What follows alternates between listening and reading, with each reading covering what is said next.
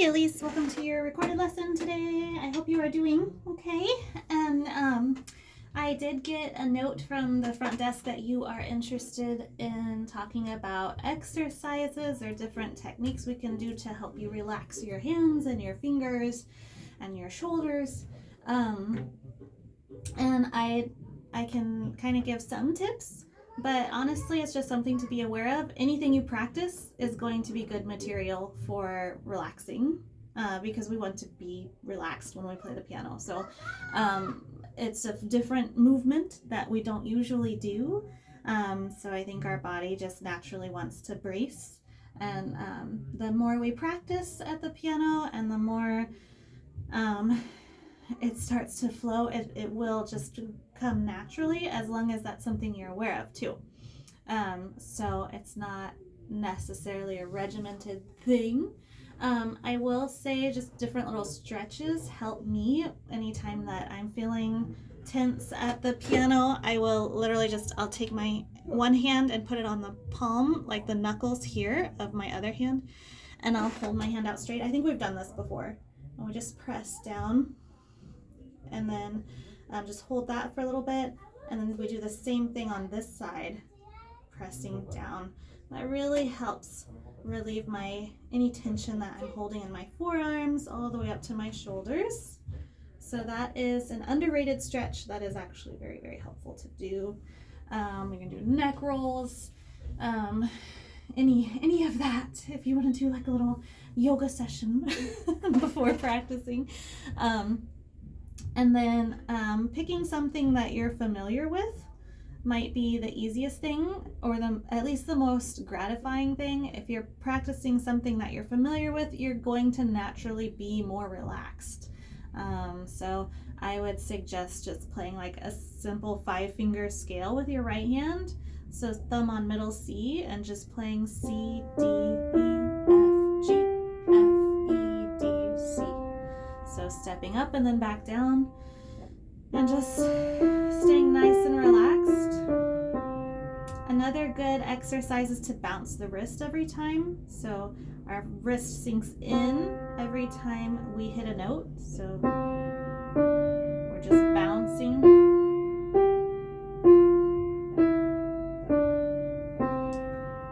With practicing being relaxed, we need to forfeit our need to be accurate. So if we're bouncing and we hit a wrong note, if we're staying relaxed, we're still accomplishing our goal. So if it sounds horrible, that's okay. If you're relaxed, you're killing it. You're doing good. Same thing with left hand. We just did a 5-finger scale, bouncing the wrist. And the main thing with that is just this. Doing this a few times at the piano, I think would really benefit you. I know that seems kind of silly, but if we're so focused on relaxing, we're not going to relax. But if we have that in the back of our mind while we're playing, we're a little bit more apt to take a deep breath, maybe set our shoulders back a little bit more, and be more aware of when we are getting tense. Another good exercise always is scales. So if we want to do the whole octave with that bouncing technique. Also, I think what would be really helpful is playing fast as you can, just the 5-finger scale.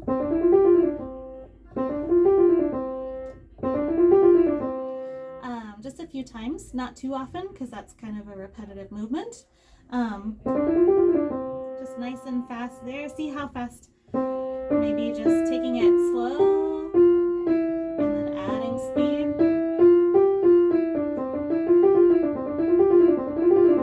And just goofing off, doing things like that, I think would be really helpful. Also messing with the rhythm as well. So adding a swing to your 5-finger scale. So I would kind of call it like the long, short, long, short.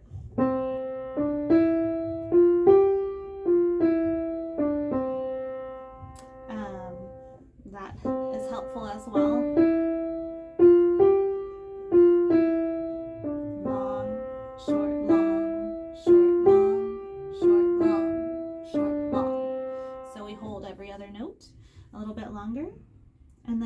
flip-flopping it. Short, long, short, long, short, long, short, long, short. Is also helpful as well. I think main thing, if you're going to want to practice being relaxed, either play something you're super familiar with already that you basically have memorized, or just literally sit at the piano and relax your shoulders and relax your wrists. Also, holding your arm and letting your wrist flop is really helpful as well. Really keep that wrist relaxed. I know that seems kind of silly, but it's helpful. Okay. And then prior to the recital, we were talking about maybe composing a song together. So I wanted to dive into that a little bit, and keeping your notes with wanting to be more relaxed as well. I think for this week, I'd like to assign you the homework of just messing around with different chords that are going to sound good in the key of C. So we're going to take our C scale all the way up from one C to the next C. So all of those white notes are in the key of C. So if we build up in triads, we use our 1, 3, 5, and we keep this shape. All of these chords are going to sound good in any order. So kind of messing around, maybe starting on a C chord, maybe jump to the E, F,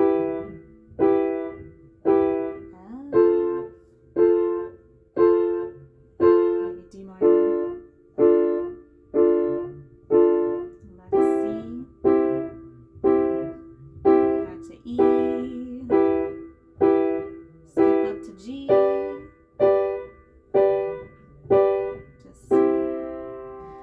just that will really help you flop around with your wrist a little bit more. So it's just finding that balance between firm fingertips but relaxed wrists. Everything else should be really relaxed. And then also adding rhythm as well. So maybe just take just your right hand for this week. Maybe add some pedal for a little more flair. If that sounds a little too chunky, we can do a little pedal.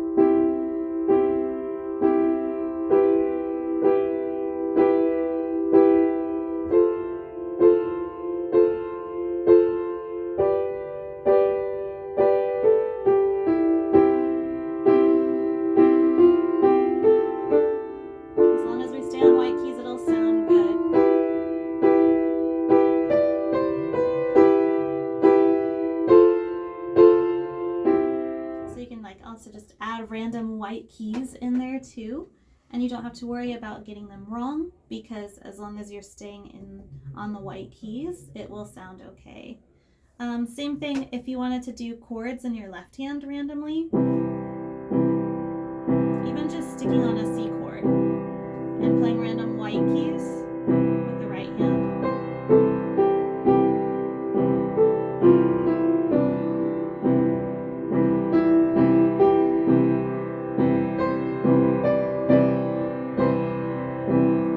Still going to sound fine as well, and it's getting you used to moving around, not keeping your hand position, but not worrying about getting to the right hand position either. And so it takes that stress, that tension out of it, and you can just mess around. If that gets easy for you, then I would suggest messing around with the chords in the left hand.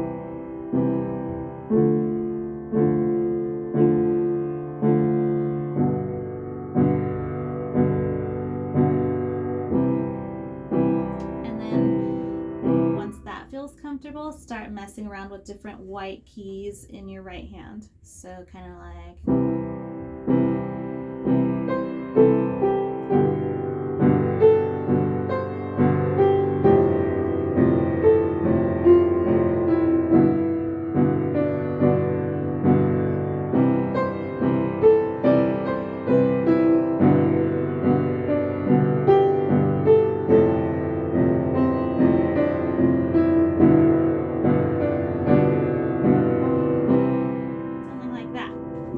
that wasn't pre-practiced. That was just randomly hitting chords with my left hand, random white keys with my right hand, and it sounded fine. It sounded good. Nothing bad happened, and I stayed relaxed.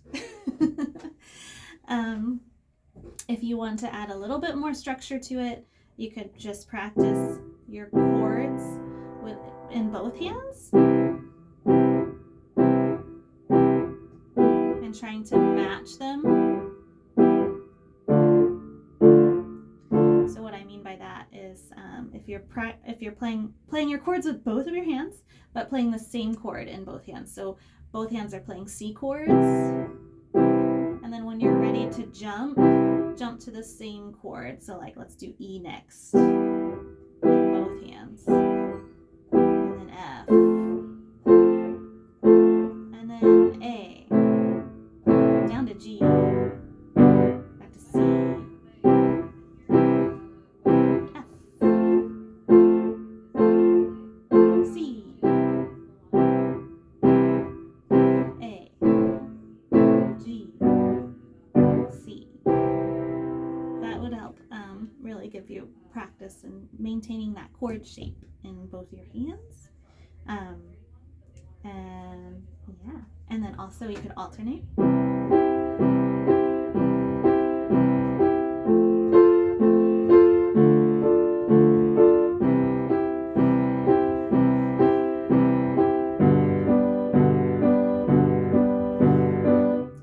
If you wanted to do that too. There's no rules. Literally just goof off at the piano. That's going to help get you really relaxed. It takes away the stress of playing the right note. You can just have fun. Also, we talked about maybe the holidays at war. So like Thanksgiving trying to take Christmas back, and Christmas is still trying to steal the show.